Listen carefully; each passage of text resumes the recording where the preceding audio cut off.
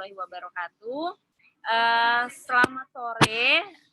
Kita ketemu lagi di ini adalah Zoom keduanya Jawara nih kebetulan. Kemarin hari Selasa udah sempat nge-zoom nih Bu Yeni. Oh gitu ya. Ya tentang Tokopedia. Oke.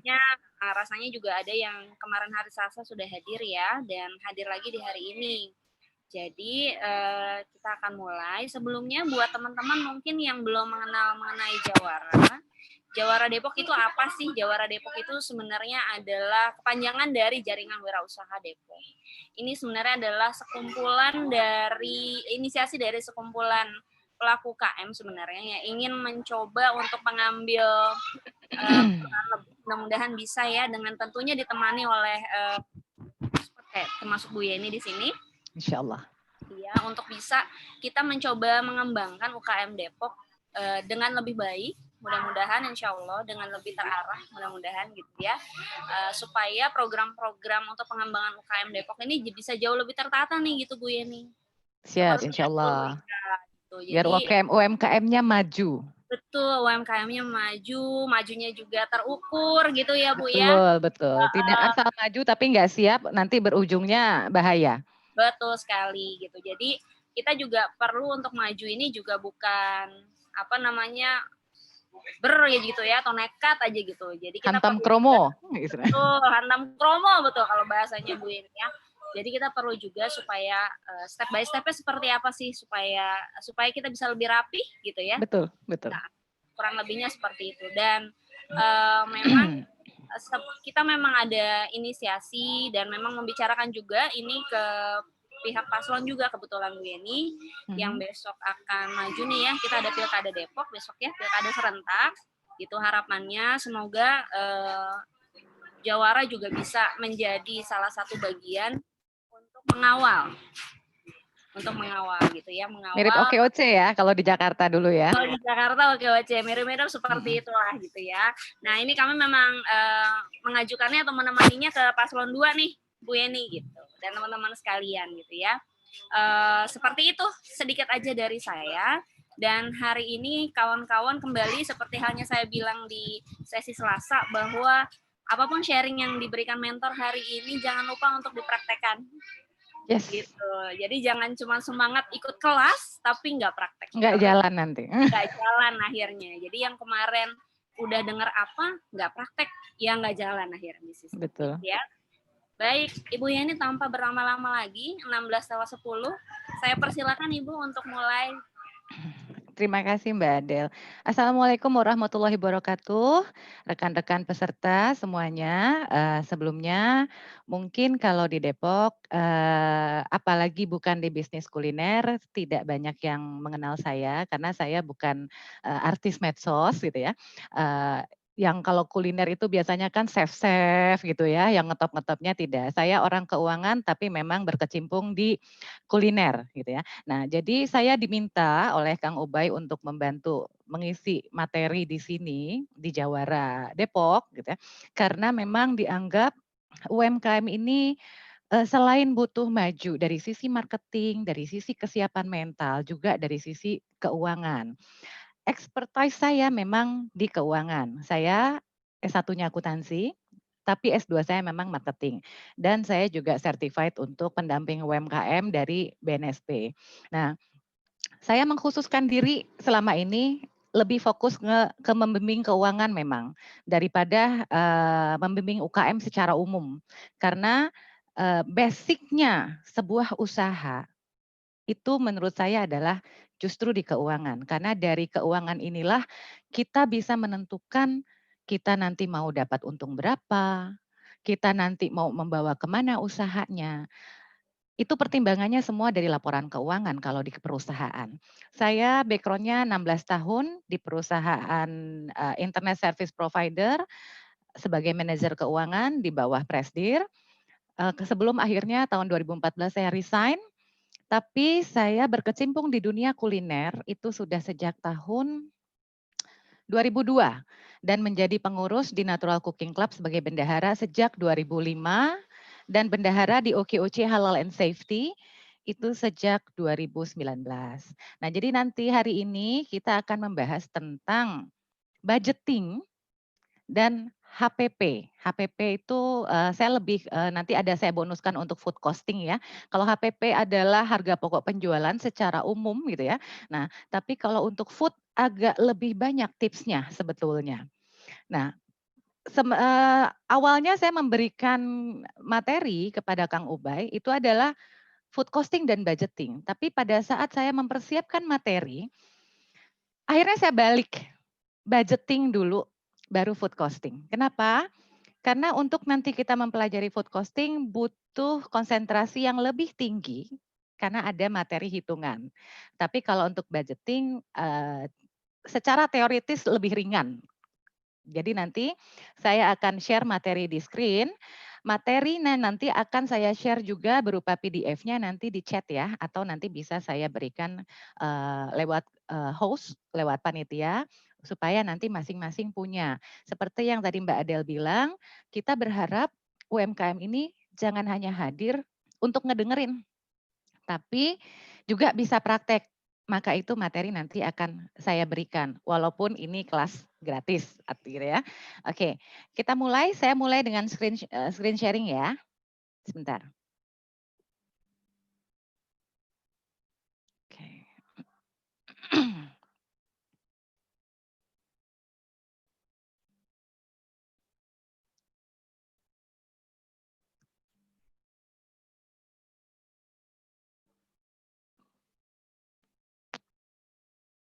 Oke, ini ada nomor kontak saya, nomor WhatsApp, dan alamat email. Saya sengaja berikan karena, saya selalu berharap peserta itu praktek. Sementara kalau tentang keuangan biasanya kesulitan-kesulitan atau ketidakpahaman itu ditemukan pada saat mengerjakan. Jadi pada saat menerima materi biasanya ngerasa ngerti, tapi pada saat praktek tidak sesederhana itu kadang-kadang. Silahkan jika nanti peserta merasa butuh untuk, menanyakan materi lebih lanjut gitu ya, bisa chat saya via WhatsApp, tapi mohon, tidak call ya, jadi chat saja dan mungkin saya tidak segera bisa membalas, tapi insya Allah pasti saya akan balas. Kita masuk ya ke materi ya. Nanti saya akan memotong materi menjadi budgeting, kemudian akan memberikan sesi tanya jawab, baru nanti lanjut ke food costing. Jika ada pertanyaan selama saya memberi materi, silahkan bisa di chat, nanti host akan membacakan pada saat sesi tanya jawab. Oke, apa yang disebut dengan budgeting? Itu pertama. Umumnya yang mengenal budgeting itu adalah company, perusahaan-perusahaan biasanya. Tidak banyak UMKM yang merasa perlu membuat budgeting.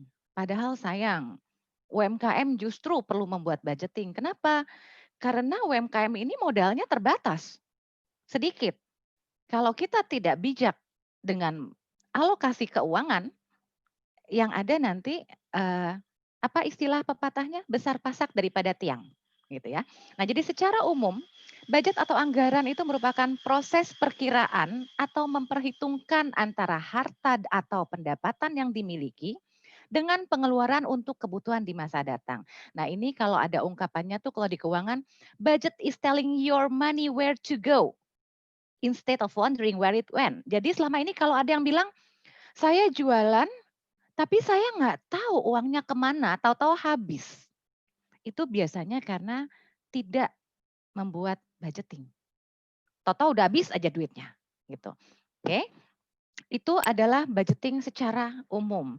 Untuk jenis-jenisnya banyak budgeting itu. Tapi kalau dipelajari satu-satu, bisa butuh 1 semester nanti kuliah gitu ya. Nah, jadi kita hanya mengkhususkan di operating budget. Nah, kalau secara teori lengkapnya apa saja yang termasuk operating budget atau budget operasional istilahnya, itu ada anggaran biaya bahan baku, ada anggaran tenaga kerja langsung, ada biaya overhead, nanti saya sebutkan overhead itu apa aja sih gitu ya. Ada anggaran produksi, penjualan, persediaan, program. Ini secara lengkap yang termasuk sebagai budget operasional. Nah, untuk UMKM nggak perlu kompleks ini kalau membuat budgeting. Gimana caranya kalau untuk UMKM? Saya ngasih tips gini aja, sebetulnya, orang awam di luar keuangan baik sekali jika mengenal budget. Budget ini juga bisa berlaku untuk rumah tangga. Itu membantu sekali supaya kita tidak, ya itu besar pasak daripada tiang gitu ya. Nah untuk UMKM ini yang saya sarankan untuk disusun. Hitung total biaya per bulan secara rutin harus dikeluarkan. Apa saja biasanya kalau untuk UMKM? Kalau ruang produksi sewa atau kalau seandainya ada sewa, eee, apa ya, counter misalnya. Kalau seandainya membuka outlet misalnya ada biaya sewa. Nah, hitung per bulannya berapa, catat masuk satu budget. Kemudian ada biaya tenaga kerja. Biaya tenaga kerja secara budgeting itu adalah seluruh biaya tenaga kerja. Baik tenaga kerja produksi maupun bukan. Jadi yang administrasi misalnya kalau Anda sudah punya asisten keuangan misalnya, ada juga misalnya asisten administrasi atau asisten marketing misalnya. Nah, itu masuk tenaga gaji pegawai, seluruhnya masuk gitu ya. Nah, kemudian ada biaya utilitas. Listrik, air, gas, itu pasti. Nah ini gimana caranya menetapkan berapa sih budget listrik, air, gas? Karena bagaimanapun setiap bulan pemakaian itu biasanya kan beragam gitu ya, tergantung pemakaian kita berapa banyak. Nah kalau di company biasanya saya menetapkan budget untuk utilitas adalah ngambil maksimal dari rentang sekitar 6 bulan. Awalnya saya menetapkannya begitu. Sekitar 6 bulan saya pantau berapa nih biaya listrik gitu kan ya. Oke, maksimalnya berapa? Nah, atau kalau produksi harus ngecek dengan kapasitas produksi maksimal. Kita kemampuan kapasitas produksi maksimal berapa? Pernah nggak kita melakukan kapasitas produksi maksimal? Nah, dari situ nanti akan kelihatan berapa listrik yang akan dibebankan untuk biaya utilitas. Nanti kita belajar, saya kasih tips untuk menghitung beban utilitas ya. Kemudian ada biaya operasional. Nah, di sini biaya operasional yang termasuk apa? Administrasi. Administrasi yang termasuk di sini apa? Pembelian ATK, pulpen, kalau seandainya Anda melakukan penjualan dengan pengiriman online, maka lakban, bubble, segala macam itu akan masuk di sini, biaya packaging, administrasi. Nah, kemudian ada biaya marketing. Biaya marketing ini masuknya ada contohnya iklan, endorse, atau masuk juga di sini adalah biaya tester, ya. Tester dalam produk kuliner itu termasuk di biaya marketing. Kemudian biaya telekomunikasi, ini adalah telepon, pulsa, kuota, nah ini masuk di sini. Ada biaya transportasi juga, transportasi kita untuk pengurusan usaha. Nah, kemudian ada biaya penyusutan aset. Nanti setelah ini kita belajar bagaimana cara menghitung aset. Jadi tugas UMKM adalah mulai saat ini coba kalkulasi, dicatat. Aset usaha Anda apa saja? Oven misalnya, gitu ya.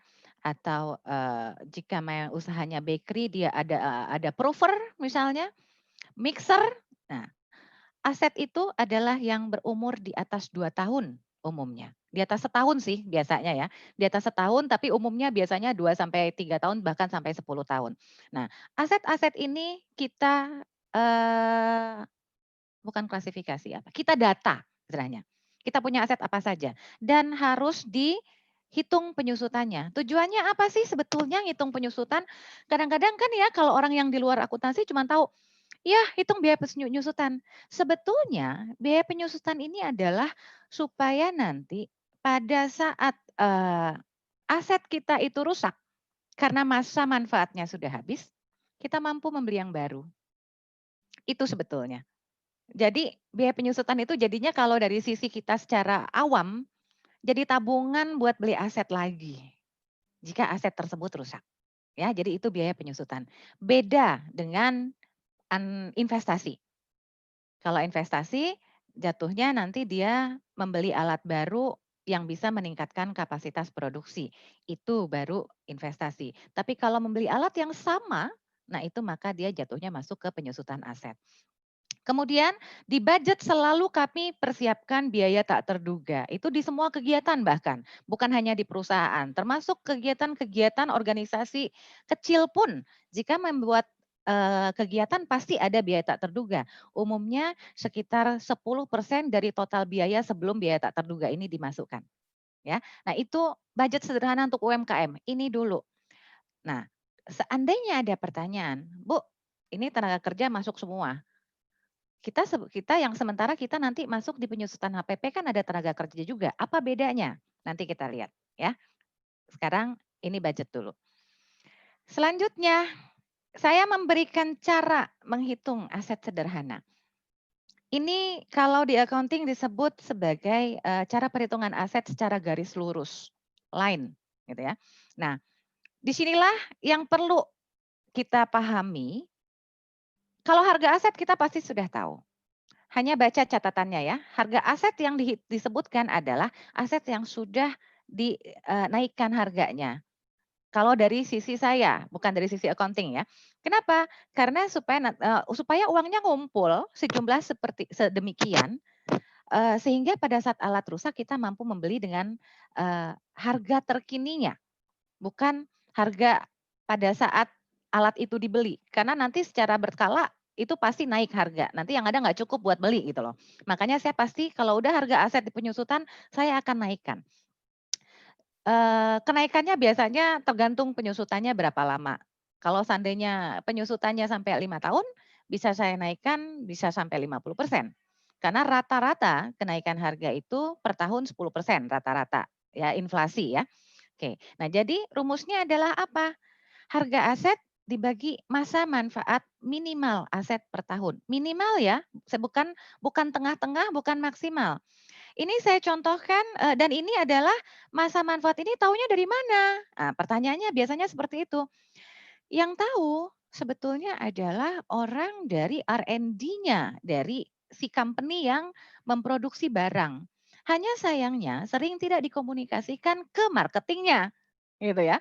Nah, jadi taunya akhirnya kita selain bisa dari situ dari mana? Googling aja, tanya teman-teman sesama pelaku usaha mixermu diperbudak makanya berapa lama? Misalnya seperti itu. Nah ya, tapi ingat pengalaman satu orang dengan orang yang lain itu seringkali berbeda. Jadi masa manfaat ini yang benar-benar harus dipikirkan baik-baik. Contohnya seperti ini, hand mixer gitu ya. Orang akan bilang bahwa saya bilangnya gini, hand mixer itu jika diperbudak berdasarkan pengalaman sesama teman-teman praktisi kuliner di Natural Cooking Club, itu 3 tahun maksimal. Lalu ada yang bilang, Mbak, saya pakai mixer Philips ibu saya loh Mbak. Dari 20 tahun yang lalu sampai sekarang masih bagus. Saya akan balikan ke yang berkata demikian. Iya Mbak, dipakai hanya 1 tahun sekali buat bikin kue lebaran. Cookies. Di mana penggunaannya hanya 5 menit maksimal kalau untuk cookies. Tapi jika diperbudak untuk bikin cake yang sekali ngocok kalau pakai hand mixer harus setengah jam gitu ya. Itu ya tiap hari pula bisa nggak sampai 20 tahun. Nah, logika Anda saja di situ berbicara. Oke, jadi menghitung aset, harga aset dibagi masa minimal aset manfaatnya per tahun dulu. Setelah per tahun baru kita bagi 12 per bulan. Nah, sudah dapat per 12 inilah yang dimasukkan ke budget bulanan yang tadi kita mau susun. Oke, ini cara perhitungan aset. Sebelum saya masuk ke sini, saya break dulu.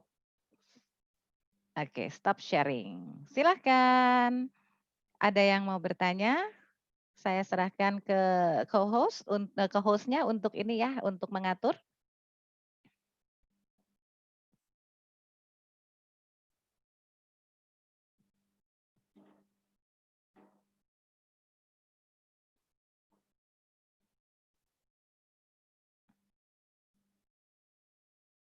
Oke, ini mulai ada pertanyaan dari Mbak Galuh.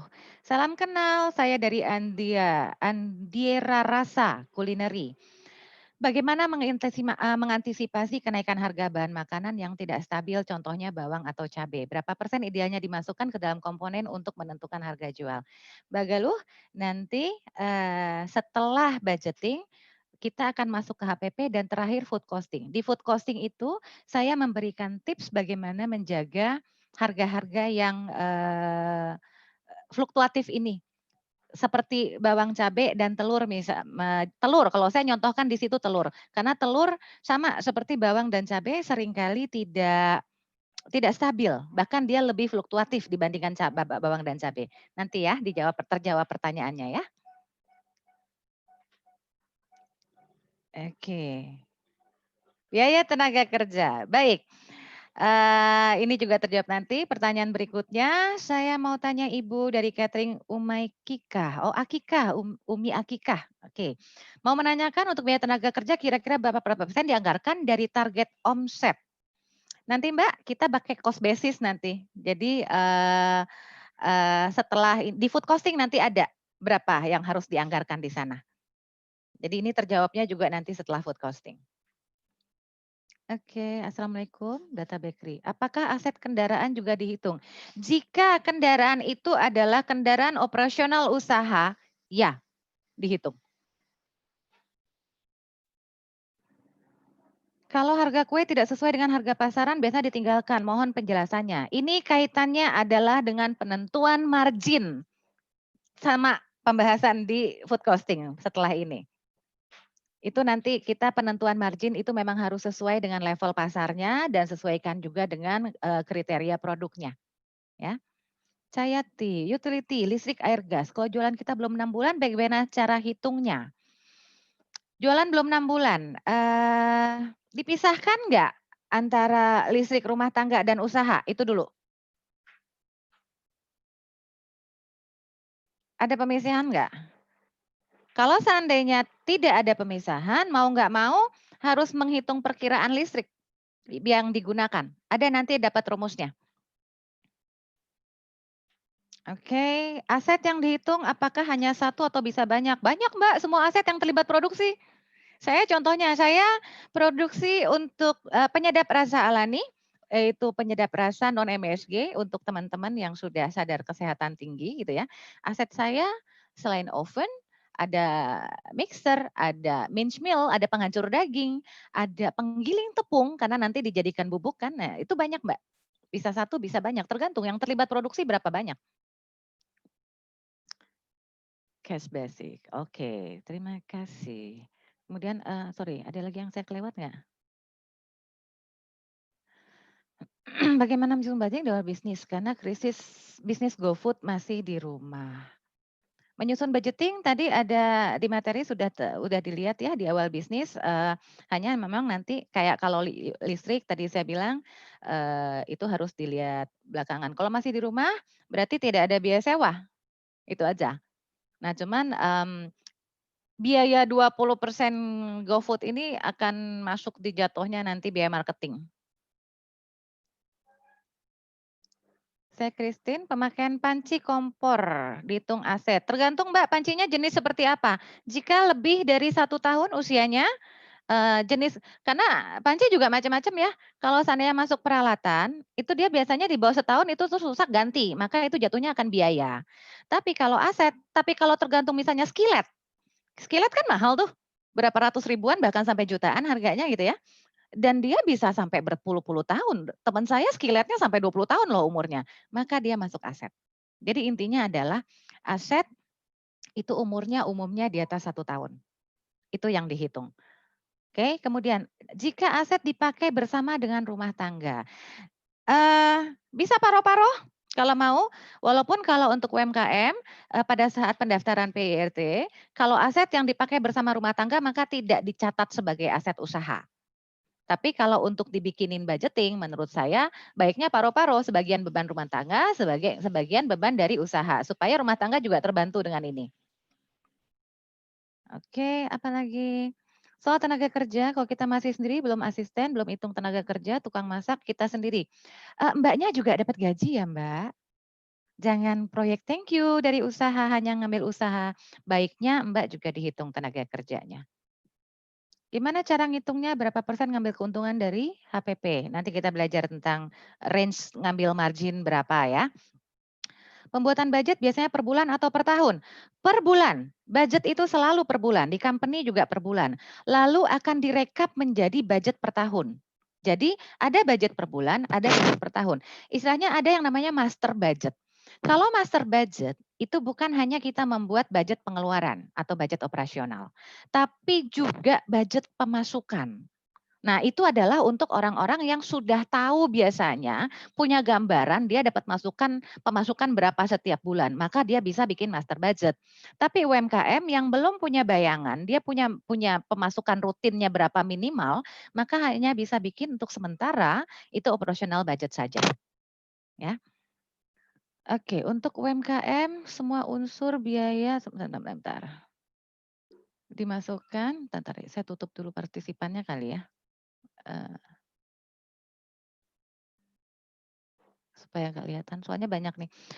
Maaf jika untuk UMKM semua unsur biaya dimasukkan sedangkan produknya belum mass production, jasanya harganya lebih mahal daripada perbaikan. Apakah itu lumrah?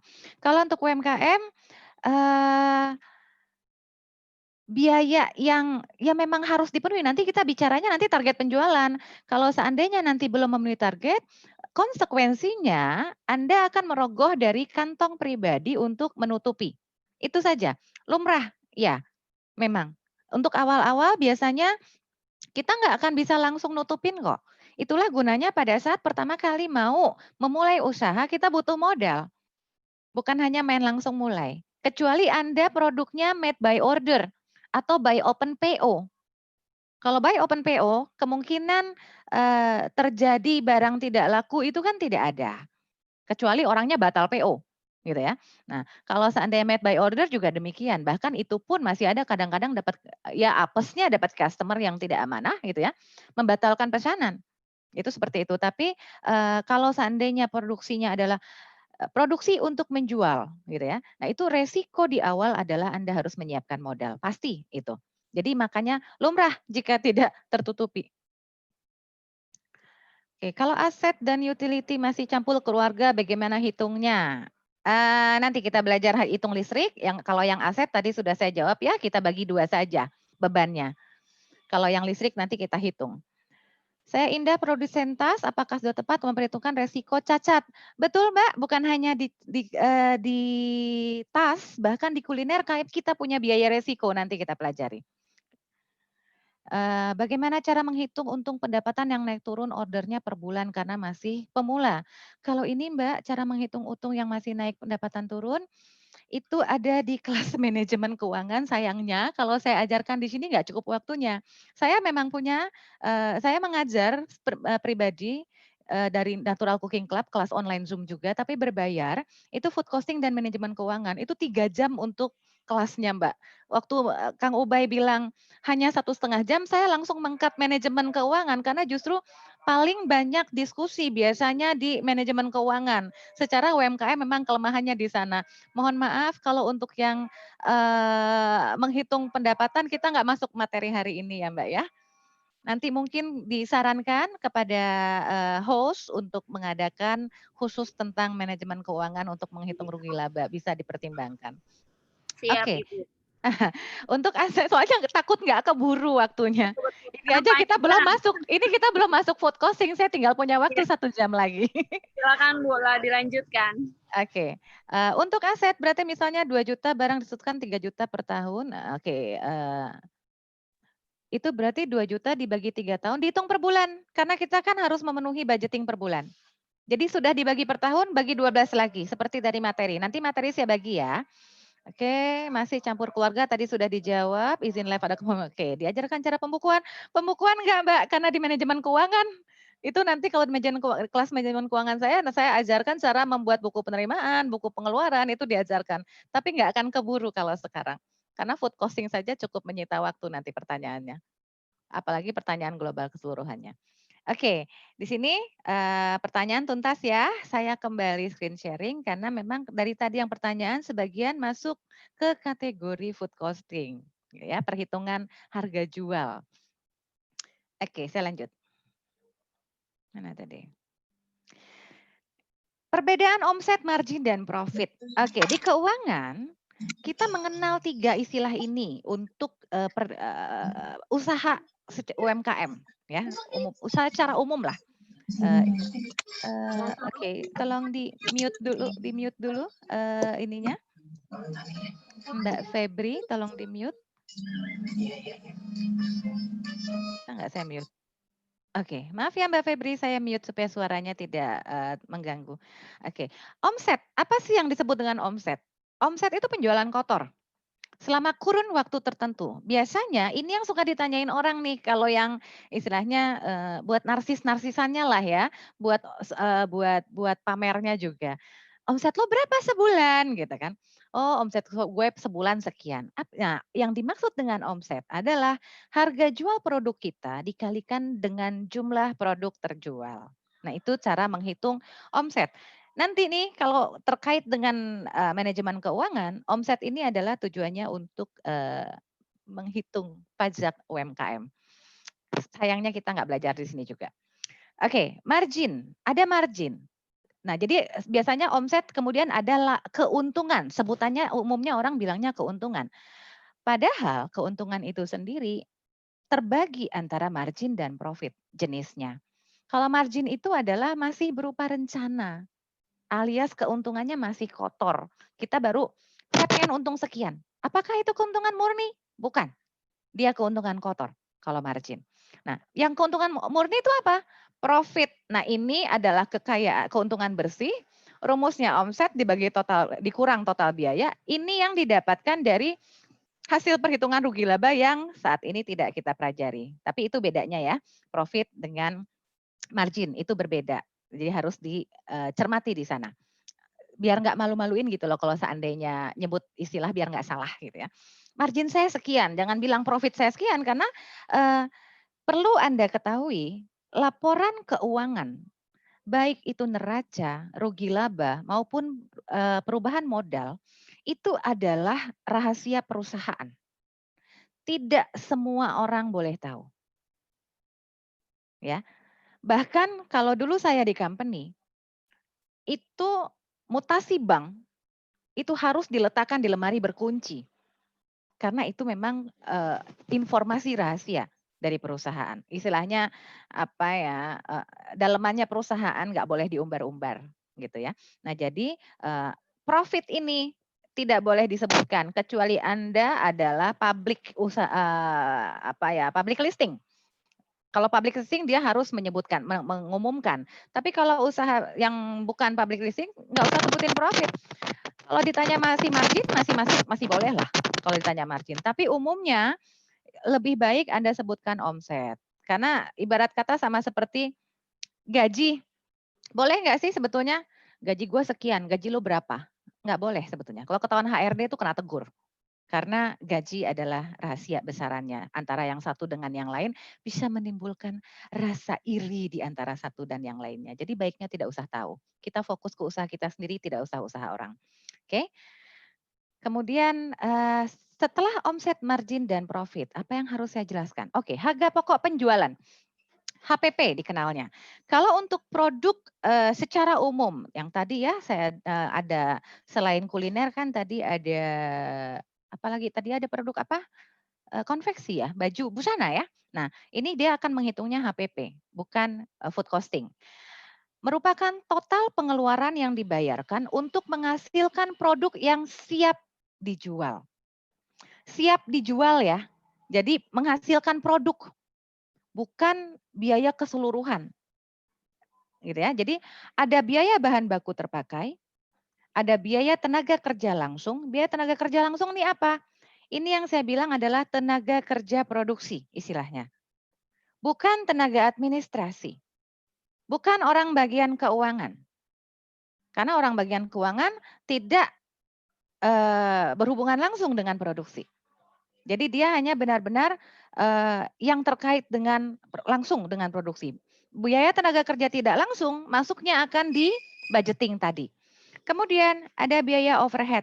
Biaya overhead ini biaya-biaya yang di luar yang dua ini, tapi terkait dengan produksi. Listrik, air, gas penyusutan itu masuk overhead diantaranya. Pemeliharaan, servis alat itu masuk di overhead.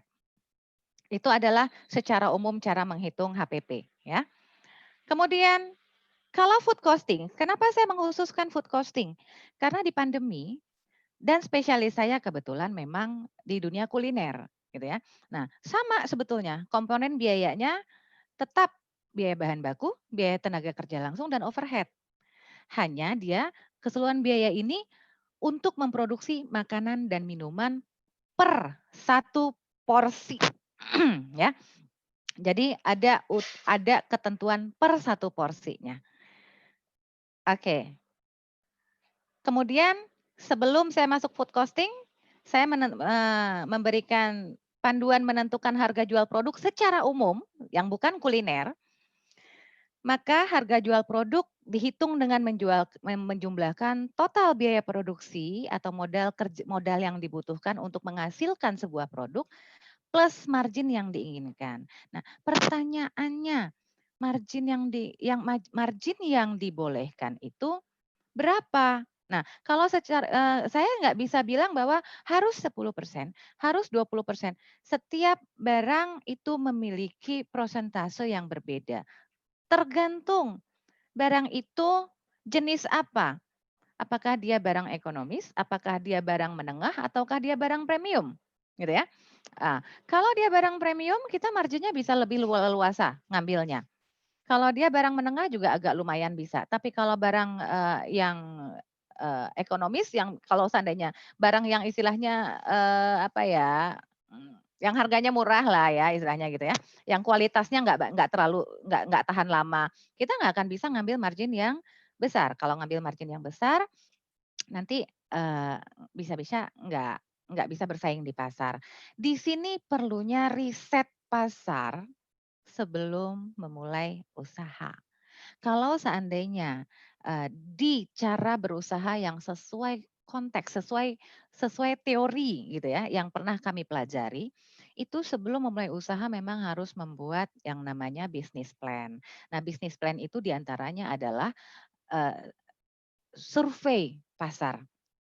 Pelaku usaha sejenis yang akan kita masuki ini menjual dengan harga berapa umumnya. Nah, itu masuk di survei pasar.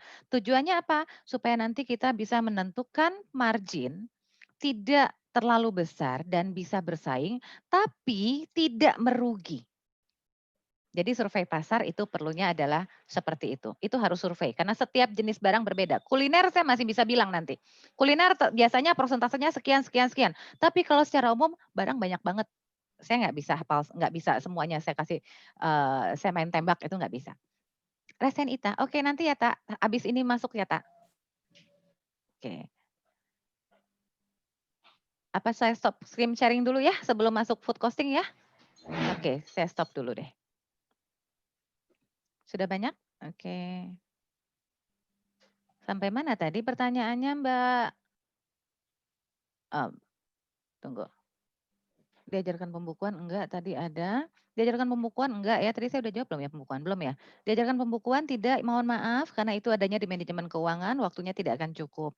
Kemudian soft copy, insya Allah saya kasih nanti setelah selesai saya pemaparan ya, supaya bisa langsung dipraktekin nantinya.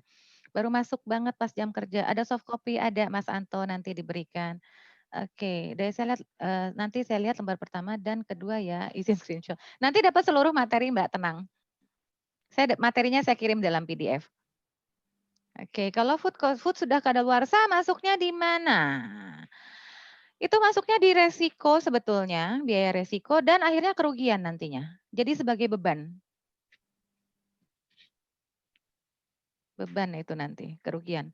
Anda mau main video, oke. Untuk pembayaran gaji karyawan berapa persen? Setelah ini kita masuk ke berapa persen gaji karyawan. Share video, oke. Kita masuk food costing sekarang ya. Pertanyaannya masih seperti ini. Kita masuk hitung food costing. Ini sebelum mulai food costing. Food costing itu berupa tabel. Tabel untuk menghitung harga jual yang isinya pembiayaan. Sebelum masuk, khusus untuk UMKM, biasanya saya nggak mau terlalu pelit gitu ya. Kan kalau seandainya untuk usaha-usaha yang sudah besar, benar-benar dihitungnya tuh apa ya, strict banget.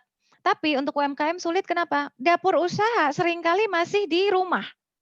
Jadi stok bahan baku biasanya seringkali saling terpakai gitu ya. Iya. Nah kemudian jadi saya ngasih seperti ini, jika bahan bisa di stok lama atau jika bahan digunakan secara kontinu dalam produksi setiap hari, boleh gunakan prosentase harga. Nanti kelihatannya di tabel ya setelah ini ya. Nah, kemudian jika bahan tidak bisa di stok lama atau pesanan tidak kontinu setiap hari, maka masukkan seluruh biaya pembelian. Ini saya kasih contoh aja di sini. Apakah ada yang jualan mie ayam? Ada nggak yang jualan mie ayam? Yang punya kedai mie ayam mungkin? Nah, jika ada kedai mie ayam, gitu ya. Anda kedai mie ayam, ada bahan segarnya adalah daun bawang. Daun bawang beli seikat 5.000. Untuk satu porsi resep yang Anda gunakan, dia nggak akan pakai 5.000 misalnya. Makainya cuman setengahnya. Sisanya bagaimana? Sisanya nggak masalah Bu, bisa dipakai lagi buat besok. Betul, karena Anda buka warung mie ayam. Maka harga yang digunakan boleh harga prosentase. Tapi jika Anda UMKM yang palu gada, apa lu mau gua ada? Hari ini bikin mie ayam, besok bikin cake, besok bikin cookies. Maka si daun bawang belum tentu yang sisanya ini akan terpakai lagi esok hari. Yang ada akhirnya apa? Dibikin sayur sop untuk keluarga. Nah, di sini yang saya bilang kalau UMKM pilihannya ada 2. Boleh rumah tangga membeli, jika demikian maka menggunakan prosentase harga. Atau ya sudahlah, nggak usah terlalu hitung-hitungan. Hitung aja 5.000 biayanya udah. Taruh ya. Itu maksudnya. Jadi ada Udah. sedikit keleluasaan Bisa. untuk UMKM. Gedein gimana, Dek? Suara siapakah itu? Oke. Ya, jadi ada keleluasaan di situ. Jadi boleh ada pilihan menghitung betul-betul real prosentase harga, boleh di global. Contoh lain, cheesecake strawberry. Cheesecake strawberry itu toppingnya berupa strawberry, kita belinya dalam bentuk kotakan. Nah, kemudian si strawberry ditata di atas cake, itu nggak akan pernah yang namanya satu kotak benar-benar habis semua. Biasanya kita membeli pasti agak berlebih untuk jaga-jaga. Ada sisa 5 butir, 4 butir. Terus mau dihitung prosentase? Kalau saya sih nggak mau terlalu pelit, ya hitung aja semuanya 5 butirnya bonus saya sebagai pembuat. Itu seperti itu diperkenankan untuk UMKM. Kalau saya gitu ya. Oke, saya lanjut. Kita masuk. Ini loh tabelnya. Oke, ya. Ini Nastar NCC. Ini resepnya Natural Cooking Club yang sudah dipakai oleh banyak member kita sudah jutaan terus terang. Nah itu dan Nastar ini favorit terus terang. Ya, jadi ada Blue Band, ada Wisman, ada gula halus, ada kuning telur. Jadi semua komponen resep masuk di kolom A. Oke? Semua komponen pada resep masuk di kolom A. Kemudian di kolom B itu adalah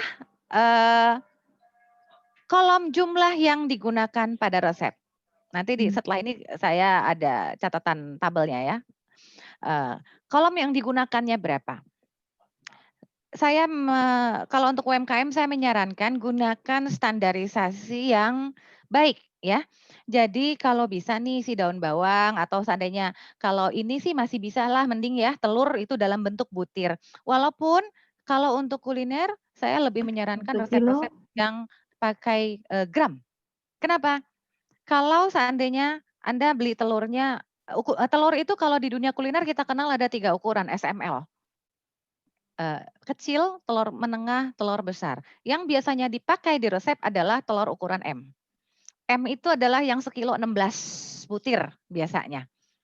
Ini saya pakai untuk yang ukuran M. Tapi ya jangan sampai nanti pada saat Anda praktek tiba-tiba beli telurnya ada yang gede ada yang kecil. Kenapa? Nanti produk Anda hasilnya bisa tidak stabil. Kalau pakai yang kecil dia akan pendek hasil cake-nya. Kalau dia pakai produk yang besar dia hasilnya juga akan tinggi. Nanti dianggap kemarin bagus hasilnya sekarang enggak. Nah itu nanti customer-nya biasanya suka merasa tidak aman. Gitu. Sekedar sharing di sana. Oke, nah jadi kolom B adalah resep yang digunakan. Kemudian, Apa itu? ada kolom C. Kolom C ini adalah harga, tapi kalau tips saya di sini tambahkan, harganya sudah dinaikkan 10%. Kenapa dinaikkan Hmm. 10%? Iya. Harga yang umum ya, harga umum barang-barang yang stabil, itu dinaikkan 10% untuk meng-cover inflasi. Atau jika barang tidak ada di toko langganan, kita beli terpaksa ke toko tetangga langganan, tetangganya lah, ke toko sebelah gitu ya. Nah, itu harganya biasanya akan berbeda plus minus 10%. Nah, itu di covernya di sini. Kalau untuk khusus telur, saya biasa naikkan 5.000 per kilo. Nah, ini kasusnya hampir sama tadi dengan Mbak yang nanya bawang dan cabai ya. Kenapa saya naikkan 5.000 per kilo? Untuk mengantisipasi kenaikan harga telur. Karena berdasarkan pengalaman saya di dunia kuliner, pada tahun 2015, betul 2014 akhir sampai 2015, itu telur pernah naik sampai 10.000 kenaikannya. Jadi saat itu telur 22.000 naik jadi 32.000 di tempat saya. Nah, makanya saya mengcover setengahnya. Tujuannya apa? Subsidi silang. Pada saat telur tidak naik, keuntungan ini sudah saya ambil duluan. Pada saat telur naik, saya tidak perlu revisi harga. Dan keuntungan saya yang di bawah tidak terlalu tergerus, yang margin yang di bawah. Tercover di sana. Cabai, bawang, dan lain-lain bisa Anda tetapkan dengan cara seperti ini. Nah, jadi coba ukur, Anda pantau kenaikan cabai waktu itu terakhir sampai berapa, gitu. Ya, jadi bisa dengan cara seperti itu. Itulah kenapa di sini saya bilang harganya sudah dinaikkan kalau untuk umum barang-barang umum itu ada 10%, kalau untuk telur itu saya 5.000. Tapi untuk bahan lain yang fluktuatif itu Anda boleh cover setengahnya. Ini perlu riset. Kalau untuk yang di luar barang lain. Yang ini kalau telur udah saya risetin istilahnya ya. Oke. Kemudian saya lanjut, ada kolom D. Kolom D ini adalah berat pada kemasan. Harus saya beri catatan, berat pada kemasan ini adalah berat pada kemasan yang siap dipakai. Di sini, satu orang dan orang yang lain bisa berbeda. Saya berat Blue Band 7.700, satu kemasan Blue Band saset, itu 200 gram benar-benar saya bisa 200 gram yang terpakai semua. Kenapa? Sorry to say, saya orang keuangan, saya matre. Saya itu kalau seandainya membuka kemasan Blue Band saset, saya gunting pinggir-pinggirnya semua, saya kerok pakai spatula. Tapi kalau Anda tipikal orang pemalas yang nggak mau serepot itu gitu ya, biasanya kita pencet dan itu akan ada sisa. Nah, dengan begitu nanti di kolom D Anda tidak boleh ngisi 200 gram. Bisa jadi Anda mengisi 195 gram. Kenapa? Yang 5 gram kebuang. Itu waste, kebocoran pertama di sana. Kalau Anda masukkan 200, padahal nyatanya Anda nggak pakai 200. Gitu. Nah, jadi kolom D adalah kolom berat kemasan tapi siap pakai. Nah, berlaku juga untuk barang bahan segar. Contohnya bawang putih. Kalau seandainya Anda catering. Yang harus Anda perhatikan, umumnya Anda menimbang pada saat barang sudah ready, siap dikupas. Kenapa? Biasanya yang ngupasin asisten kalau Anda sudah main asisten. Barang udah dikupas semua, baru ada timbang untuk menjadi resep. Nah, si bawang, apalagi bawang putih cutting, berat kulitnya. Sekilo misalnya, harganya berapa bawang putih cutting sekarang sekilo? 35.000. Nah, 35.000 per kilo. Dia nggak akan jadi 1 kilo lagi. Ada waste-nya. Si kulitnya dibuang. Mungkin dia jadi hanya tinggal 900 gram. Maka di kolom D harus dimasukkan 900 gram. Lain halnya jika Anda menggunakan resep menimbangnya dengan kulit. Ya. Nah, di catering lagi contohnya apa? Yang ada waste banyak. Sayur-sayuran. Brokoli paling banyak waste, berat batangnya. Kemudian si bayam, kangkung, ada akarnya. Yang seperti itu istilahnya. Itu harus diperhatikan. Waste-nya nggak boleh masuk. Ya, sampahnya jangan masuk di sini. Kemudian kolom E ya, kolom E adalah pengalinya, dikalikannya, hasil kalinya. Rumusnya apa? Nanti ada di file berikutnya, nggak usah kalian catat. C dibagi D dikali B, itu adalah kolom E. Oke. Nah, khusus di sini yang tadi saya bilang nggak ada kebetulan yang harga masuk total. Tapi di sini tergambar dalam telur. Kenapa? Telur ini cuman kuningnya yang dipakai di resep. Tapi saya cas utuh loh. Kenapa? Karena yang 7 butir lagi itu belum tentu saya jadikan zebra cake. Bisa jadi saya cuma jadikan dia untuk bikin pergedel, untuk konsumsi keluarga. Saya anggap bonus. Jadi tidak saya hitung setengah tuh telur hanya gara-gara dia makainya cuma kuning, putihnya enggak. Nanti kalau saya mengumpulkan putih telur kemudian saya jual ke pengumpul, maka dia akan masuk sebagai pendapatan lain-lain bagi saya. Gitu ya. Jadi untuk UMKM saya tidak terlalu pelit istilahnya. Nah, ini semua biaya bahan baku masuk, lalu kemasan. Kemasan ini sering terlupa oleh UMKM. Bukan terlupa secara keseluruhan. Anda bisa jadi masukin biaya kotak, tapi Anda lupa masukin biaya label misalnya. Padahal label itu sekitar Rp1.000 loh. 500 sampai Rp1.000 per lembar. Stiker jualan. Nah, jadi kemasan yang dimasukkan di sini bukan cuman kotaknya saja, tapi seluruh pelengkapnya. Ya labelnya, ya plastiknya. Kalau seandainya Anda mainnya cake decorating, maka ada pisaunya, pisaunya juga masuk. Jika ada lilin ulang tahunnya, lilin ulang tahun juga masuk. Jadi kemasan itu buat saya masuk seluruhnya di luar biaya yang lain-lain itu masuk di kemasan. Catat semua masuk di sana. Dapatlah total biaya bahan baku atau biaya bahan langsungnya. Bahan baku dan kemasan dan bahan tidak langsungnya ya.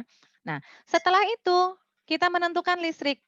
Biasanya penentuannya bisa dalam prosentase atau menghitung secara real.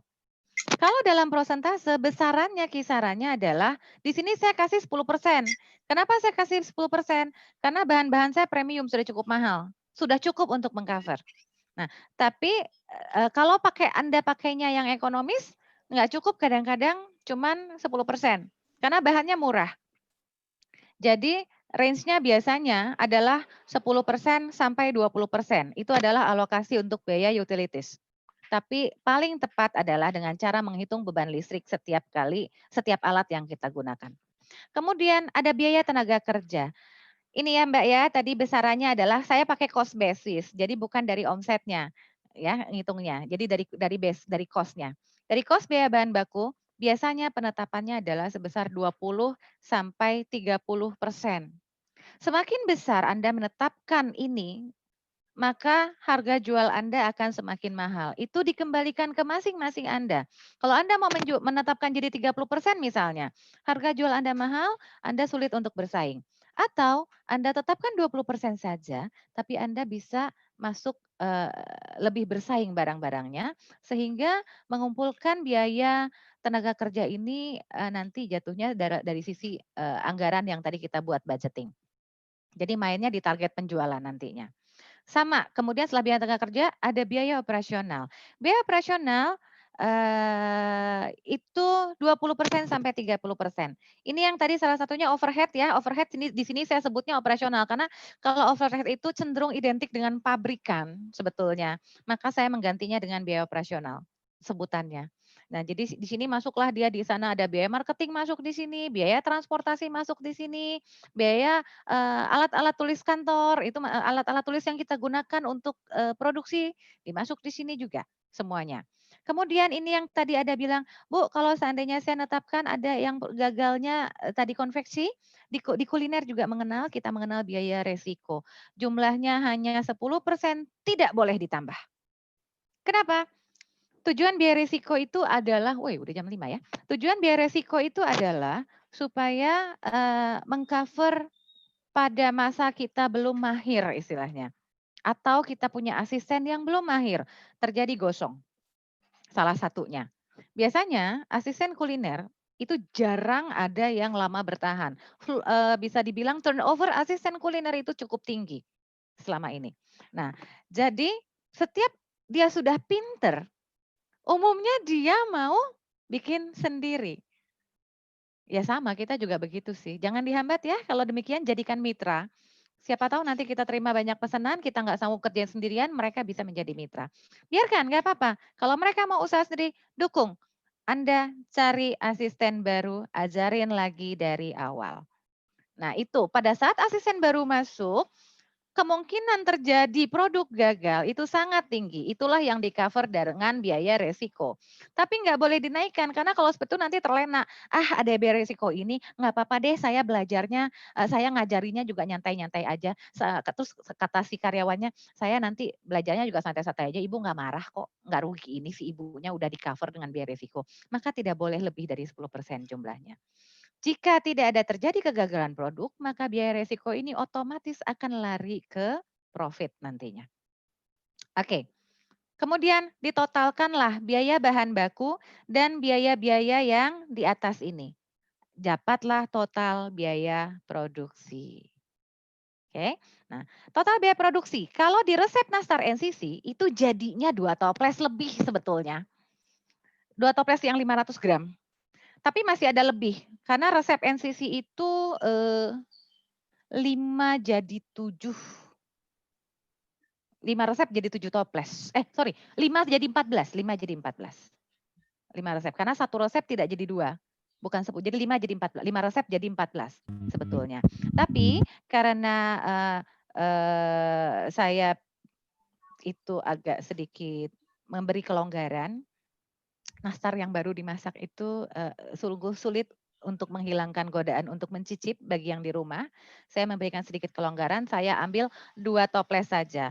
Tapi Anda boleh kalau mau betul-betul plek ketiplek sesuai, nggak boleh pokoknya nanti nyicip pun nggak boleh, anak minta pun nggak boleh, kalau bisa disiplin silakan Anda jadikan 2 sepersekian toples atau misalnya Anda tidak pakai toples 500 gram, Anda pakainya toples yang 350 gram misalnya, mau jadi 3 toples, ya bisa saja, terserah itu nanti tinggal diatur pengemasan sesuai dengan masing-masing ya.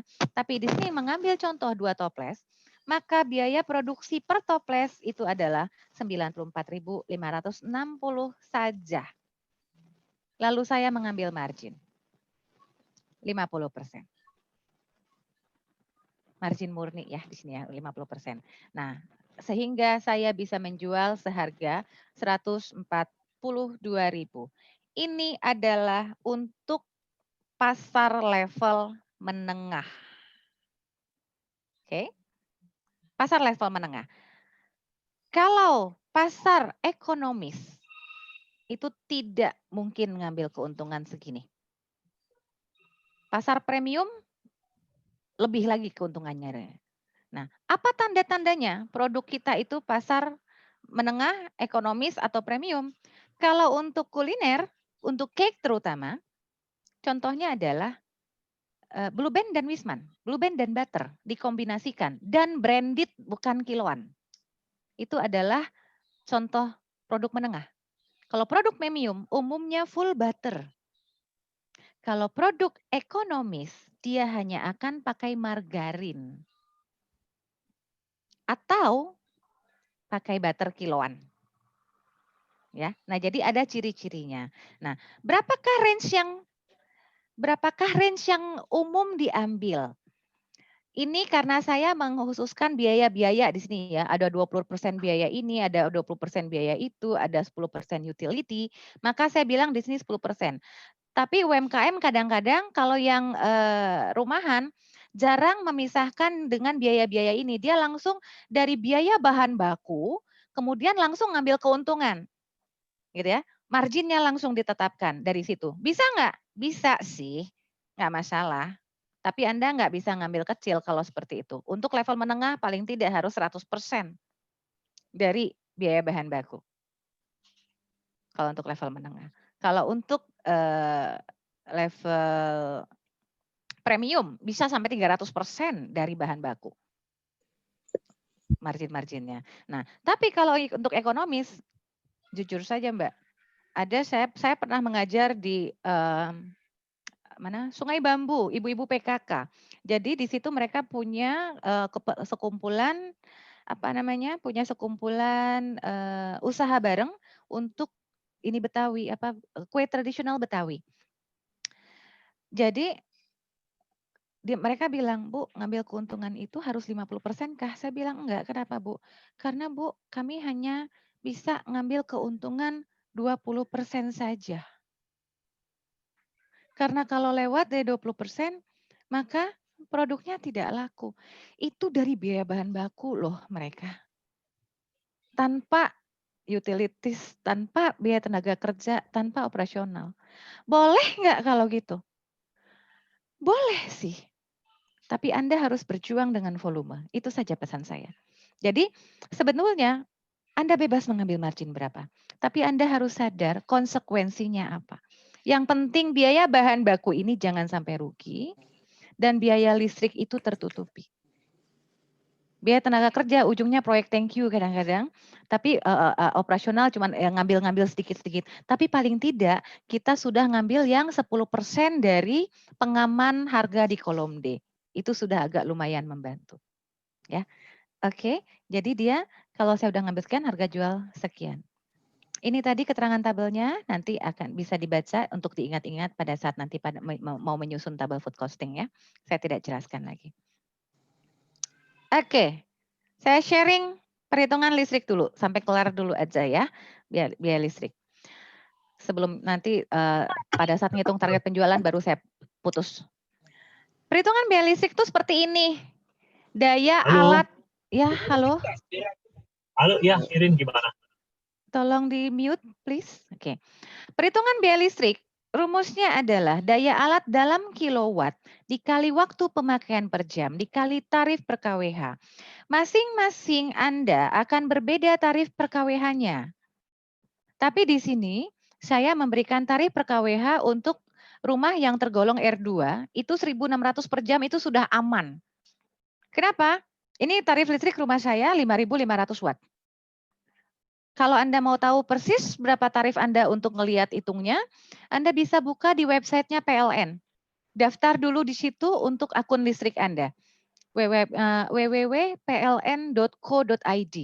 Nanti di sana bisa daftar akun untuk bisa lihat berapa sih tarif per kWh-nya kita. Kalau secara sederhana, listrik bulanan dibagi beban total kWh kita per bulan. Nah, kalau saya rata-rata itu kenanya sudah termasuk abodemen ya. Saya hitung abodemennya sudah termasuk, itu adalah 1.509. Makanya saya masukkan 1.600 per kWh-nya, tarif per kWh-nya. Nah, jadi ini daya mixer 350 watt 1 jam, nggak mungkin ya sebetulnya mixer dipakai 1 jam, saya udah lebay aja nih ngitungnya. 350 watt dibagi 1.000 dulu, karena dalam kilo. Anda kalau yang masih ingat ya teman-teman, yang waktu SD belajar tangga, kilo, hekto, deka, meter, dan segalanya. Nah itu kepakai di sini, dibagi 1.000, karena alat umumnya tercatat di mesin bodinya, bisa kalian lihat di alat masing-masing, itu biasanya tercatat dalam watt. Jadi dibagi dulu. Dia dibagi watt, kemudian dikali waktu produksi. Waktu pemakaian itu adalah waktu produksi. Berapa lama dipakai produksi? Kali tarif per kWh. Itu yang kalau mau tahu pasti, silahkan Anda kalkulasi. Kalau mau tahu benar-benar pasti. Kalau enggak, pakai tarif yang 10% tadi atau mendekati 10.000 untuk pemanggangan. Kalau cake ya, mendekati 10.000 untuk pemanggangan 3 jam. Itu masih bisa masuk sekali untuk listrik. Ya. Nah, jadi ini cuma 560 kalau hitungannya di sini. Jangan lupa yang terlibat bukan hanya mixer. Oke. Nah, kemudian ini kalau cara menghitung gas, ini saya mendapatkannya dari rumus pribadi. Ada di sini masa pemakaian namanya. Masa pemakaian ini saya ambil dari sebelum saya mulai produksi. Jadi dulu waktu saya produksi, gas itu 1 bulan yang 12 kilo, yang 12 kilo tuh habisnya dalam 1 bulan. Nah, 1 bulan itu adalah 30 hari saya hitungnya. 1 hari adalah 24 jam, tapi saya tidak hitung gas dipakai selama 24 jam. Karena pada prakteknya umumnya masak rumah tangga itu hanya 4 jam per hari. Masak pagi dan nganget-ngangetin pagi paling maksimal 3 jam, kecuali Anda masak rendang ya, beda urusan ya, bisa sampai 6 jam misalnya gitu ya. Nah, tapi kalau masak umum itu rata-rata dipakai 4 jam.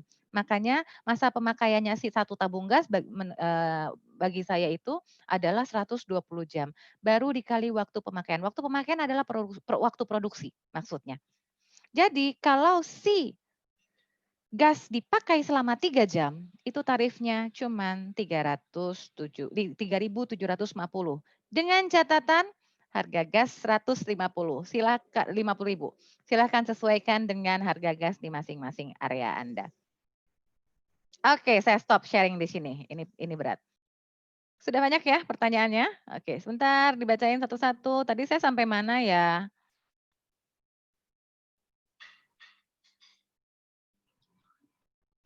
Bu, masih banyak pertanyaan ya, Bu?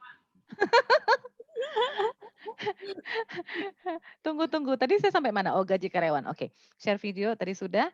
Bisnis plan survei pasar seperti apa? Wah, ini 1 semester, Mbak. Nggak bisa, mohon maaf. Saya sebetulnya punya materi bisnis plan untuk pengajaran saya juga pernah ada, tapi nggak akan sempat kita ajarkan di sini. Nanti ya, cari kelas saya deh kalau enggak. Di kelas saya, tapi kelas bisnis plan belum ada loh, Mbak. Terus maksudnya belum ada tuh, saya pernah ngadain berbayar OKOC waktu itu, kelas bisnis plan. Oke, bukan OKOC, saya ngajar di Masjid Pasar Minggu. Kelas financial plan tepatnya kalau saya. Survei pasar seperti apa? Bisa berikan contoh. Nah, kalau ini masih bisa lah ya, saya berikan contoh. Kalau bisnis plan berat, karena harus benar-benar ngitung itu jatuhnya. Survei pasar, Anda cek dulu berapa survei pasar ada berapa macam. Contohnya, survei pasar untuk mengetahui biaya-biaya bahan baku. Maka Anda harus mengecek supplier satu sama lain yang ada perbedaan harga bagaimana. Itu adalah di survei pasar tepatnya. Nah, kemudian ada juga survei pasar yang disebut dengan survei pasar untuk produk kita. Nah, ini yang saya maksudkan tadi perlu tahu harga pesaing. Jadi, misalnya Anda mau masuk gini deh, Kang Ubay apa usahanya? Ayam geprek ya. Nah, ayam geprek. Oke, saya mau jual berapa? Cek deh, Kang Ubay jual berapa ayam gepreknya? Si Bensu jual berapa harga gepreknya? Si Anuh jual berapa harga gepreknya? Itu yang resto ya. Nah, kemudian yang teman-teman rumahan ada nggak yang terima ayam geprek? Dia jual berapa? Dia jual berapa? Nah, jadi dari situ kita bisa tahu kita mau ngambil margin berapa, mau masuk ke persaingannya sebatas apa. Apakah mau tutup mata? Yang penting, saya nggak rugi, saya keuntungannya bikin happy, boleh juga kalau pede begitu silahkan, rezeki Allah yang berikan. Tapi akan lebih luas, penjualannya biasanya jika Anda survei pasar, karena kalau harga Anda hanya bisa untuk seperti itu untuk produk premium terus terang, tutup mata, atau produk seni, contohnya cake decor. Nggak, kalau cake decor sama produk seni sama produk premium bisa, gua mau happy kok untungnya saya mau sekian. Kalau nggak mau beli di saya ya sudah nggak apa-apa. Nah, tapi kalau untuk produk menengah, apalagi produk ekonomis, Anda rawan nggak dapat pembeli. Cara paling mudah kalau untuk barang-barang di luar kuliner adalah dengan mengecek di online shop. Tokopedia, Shopee misalnya, gitu. Harga baju berapa? Yang mirip-mirip begini, nah misalnya seperti itu. Jadi itu yang dimaksud dengan survei pasar ya, Mas MP Presto ya. Itu atau Mbak MP, saya nggak tahu ini laki-laki atau perempuan. Contoh cheesecake, kalau beli cream cheese, sisanya masih banyak gimana? Kan Mihil harus dibeli rumah tangga. Nah, betul. Makanya cream cheese biasanya belinya kalau saya menyarankan menggunakan gini. Berarti kalau ini pertanyaannya sampai sedemikian, Anda jualannya masih palu gada, ya. Karena si cream cheese-nya nggak tahu mau diapain. Disinilah butuhnya kreativitas UMKM. Untuk memanfaatkan bahan baku yang tersisa, agar tidak kadaluarsa sehingga tercatat sebagai kerugian. Bagaimana caranya? Hari ini Anda bikin cheesecake. Besok open PO lah atau siapkan produk lain yang juga menggunakan cream cheese dalam waktu dekat. Karena cream cheese itu kalau sudah dibuka biasanya paling sebulan tahannya ya, kalau kulkasnya bagus, ya. Apa yang harus Anda bikin misalnya? Bisa bikin spaghetti loh. Bisa bikin makaroni loh. Banyak kok produknya. Nah, di situ Anda harus kreatif mencari produk. Kalau seandainya Anda masih palu gada. Di dunia kuliner maksudnya ya. Oke, jadi sisanya gimana? Kan Mihil, iya dibikin Mbak, dibikin dan dijadikan jualan, jangan dianggurin. Oke ya Mbak Sinta ya. Kemudian izin live ke dokter, semoga cepat sehat. Boleh diulang rumusnya, nanti dapat materinya. Supaya nanti, oh ya Mas MP ternyata Mas siap, Mas Presto, saya baru lihat fotonya. Oke, tenaga 20% dihitung dari mana? 20% sampai 30% itu dihitung dari yang umum diambil oleh di dunia keuangan sebetulnya. Jadi praktisi mengambil rata-rata segitu. Kalau dibilang dihitung dari mana, enggak ada yang hitung. Itu sama seperti margin. Anda mau berapa mengalokasikan ke sana? Ya, Mas MP. Anda mau alokasikan 50% juga boleh. Tapi resikonya harga jual Anda akan tinggi. Rata-rata di dunia kuliner ngambilnya 20 sampai 30% maksimal. Tapi di UMKM saya sarankan 20%. Kalau 30 nanti harga jualnya mahal. Itu. Ya. Oke, kemudian mau tanya tadi utilities cost 10% dari beli gas 10 no. Total, Mbak. 10% itu adalah utilities gas, air listrik. Karena tadi di perhitungan listrik sudah saya kasih tahu ya. Ternyata hand mixer dipakai 1 jam cuma 500 perakan, si gas dipakai 3 jam cuma 3.000, itu baru nggak sampai 5.000. Sisanya air. Nah, air di sini yang dimaksudkan adalah air untuk mencuci-cuci peralatan. Nah, sayangnya air ini kita sulit untuk menghitung karena PAM sendiri perhitungannya itu tidak transparan kalau menurut saya. Kita sulit menghitung debit airnya. Gitu. Nah, jadi rata-rata itu seluruhnya. Kalau ada air di resep, nah saya lupa, saya kasih tips tambahan 1 ya. Jika ada air di resep, bagaimana Mbak? Air di resep harus dibiayakan Mbak, tidak gratis. Gunakan biaya standarnya, boleh air mineral, boleh air mineral isi ulang, antara 2 itu. Kenapa? Kalau saya pakai air keran gimana Mbak? Anda bayar PAM. Air itu juga harus dikeluarkan untuk dibayar. Jadi air harus tetap dibiayakan jika masuk di resep. Contohnya ada sop, ada apa, ada resep yang menggunakan air, kaldu misalnya, maka air tetap harus masuk biaya. Oke? Oke, listrik. Ya, jadi 10.000 bukan masing-masing ya Mbak, utilities 10.000 itu sudah gabungan, listrik, air, gas. Biaya toples masuknya ke kemasan atau overhead? Toples masuk kemasan kalau saya. Saya mengkhususkan kenapa? Karena ya sebetulnya bisa masuk sih ke overhead kalau saya Anda mau masuk overhead. Anda mau memisahkan, cuman kalau saya lebih ke arah kemasan ini udah jatuhnya wajib ya. Karena dia masuknya sebetulnya biaya bahan tidak langsung, bukan overhead. Biaya kemasan itu biaya bahan tidak langsung. Kalau tadi si telur telur, tepung itu adalah biaya bahan baku langsung.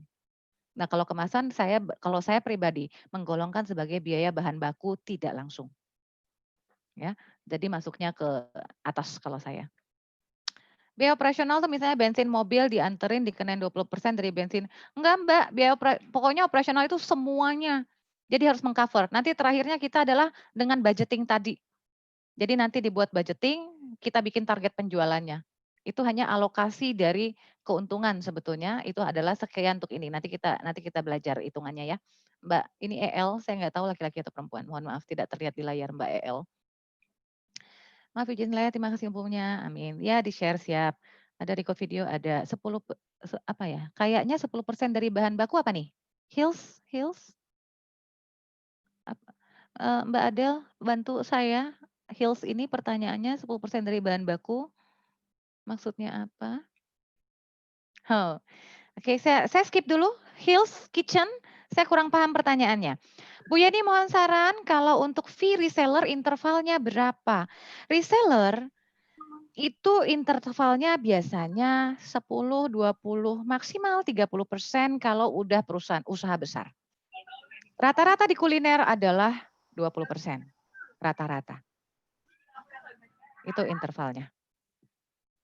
Selama ini masih campur biaya rumah tangga dan modal, apalagi dampak COVID. Untuk perhatian budgeting-nya, ikut kursus saya manajemen keuangan, Pak Mansur, mohon maaf. Ada caranya, pembukuan tepatnya, dan memisahkan antara budget rumah tangga dan budget usaha. Caranya simpelnya demikian.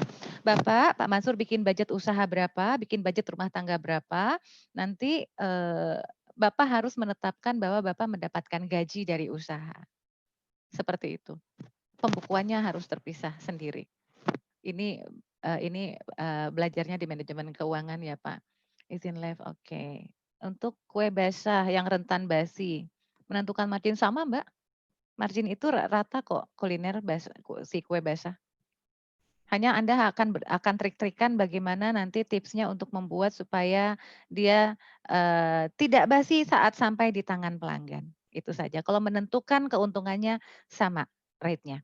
Reseller frozen drink budget food costing, frozen drink budgeting dan food drink costingnya apa saja? Produk frozen. Frozen drink kan ada resepnya ya. Ya dibikin aja tinggal resepnya. Dimasukin ke tabel food costing tadi, Mas Vano. Kalau resellernya itu biasanya ya itu diskon, tapi ada kuota pembelian biasanya. Biasanya kuota pembelian tertentu maka dapat diskon sekian persen. Biasanya seperti itu. Dan itu sah-sah saja. Kenapa? Reseller itu membantu kita memasarkan produk dengan lebih luas. Walaupun keuntungan yang kita terima lebih sedikit, tapi perputarannya lebih besar. Jadi secara total itu tetap akan bisa untungnya nanti lebih besar juga jadinya.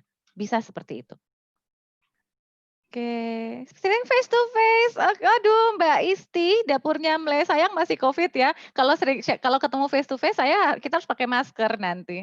Harus social distancing. Aturlah kalau memang seandainya Jawara Depok bisa mendatangkan saya untuk pertemuan offline, insya Allah bersedia. Saya kemarin membantu Pemkot Tangsel, mereka ada program juga. Dan tapi dengan catatan ya, jika dengan protokol COVID ketat, baru saya bersedia hadir untuk keamanan bersama. Banyak yang mau ditanyain. Ya, silakan bisa add IG saya. IG saya bisa, kalian bisa chat, nanti juga kalau emang mau diskusi, insya Allah bisa saya balas di WhatsApp walau tidak seketika ya. Usaha jadi rumah tidak dihitung biaya sewa Bu, diamputasi. Imputasi maksudnya apa ya? Mbak Trinil, saya agak awam dengan usaha jahit. Sebetulnya kalau seandainya kita melakukan produksi di rumah, ada baiknya ruang produksi tetap dibebankan, sehingga rumah tangga pun dapat nafkah dan profesional usahanya. Saya sarankan justru demikian, tetap dihitung biaya sewa ruang produksi, walaupun itu untuk rumah tangga sendiri. Kalau menggunakan ruangan khusus ya, nggak campur-campur istilahnya. Oke, bagaimana cara menghitung harga reseller untuk konsumen jamu kemasan 250 gram kemasan? Lalu saat kemasannya 1000 mili jadi berapa? Nggak mungkin langsung dikali 4. Betul Mbak, biasanya itu makanya dia ngambil prosentasenya dari harga produknya. Jadi harga produk, harga jual produk itu sendiri, kemudian per kemasan Mbak biasanya.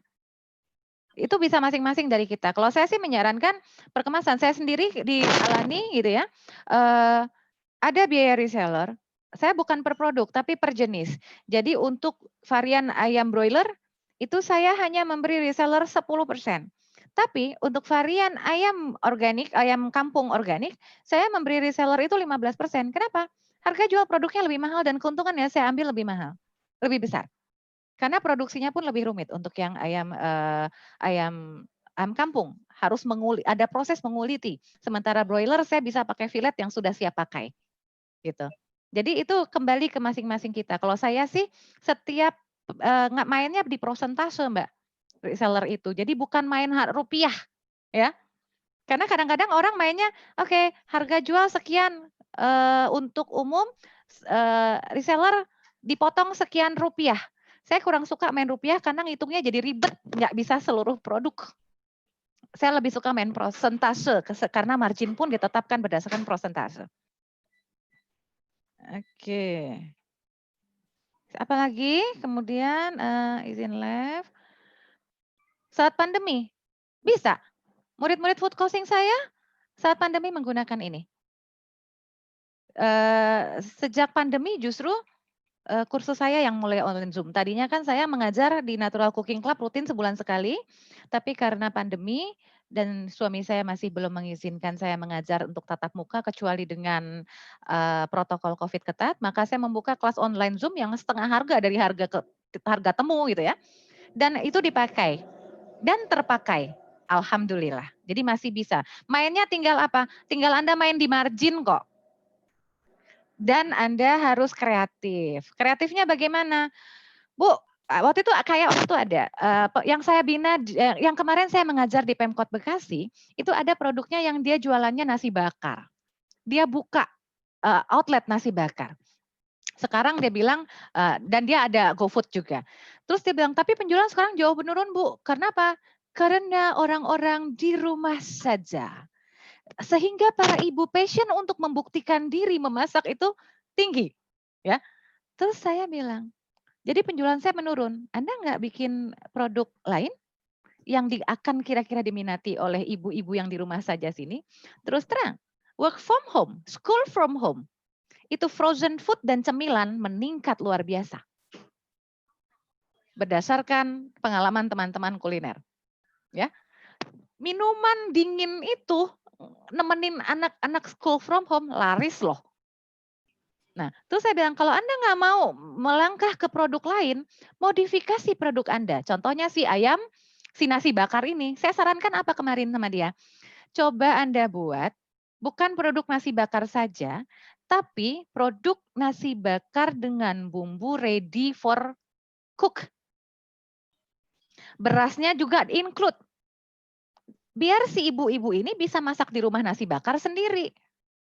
Siapa bilang kalau ibu-ibu di rumah itu akan memilih masak dari scratch? Capek, Pak. Jujur, kalau bisa memilih, saya saja memilihnya kalau bisa memilih langsung yang sudah setengah jadi. Lele yang sudah dibumbui. Karena nggak semua ibu-ibu membuat bumbu dasar ya. Kalau ibu-ibu membuat bumbu dasar, dia nggak akan pernah beli lele atau ayam yang dibumbui. Karena mudah. Begitu ada ayam, begitu ada lele, ambil bumbu dasar, bumbuin, diemin deh di kulkas. Tapi kalau yang nggak buat, dari dasar ngulek lagi, capek. Itu di komplek kakak saya, lele bumbu kuning yang belum digoreng, di frozen, di vakum, itu laku luar biasa dan enak. Jadi disinilah dituntut kreativitas teman-teman UMKM ya. Hayo kita sama-sama berjuang, mudah-mudahan kita bisa mengatasi ini nantinya. Kemudian apakah ada aplikasi yang tepat untuk menghitung HPP dan kos? Ada sebetulnya, tapi nggak user friendly kalau yang resmi ya. Yang resmi sebetulnya namanya si Apik.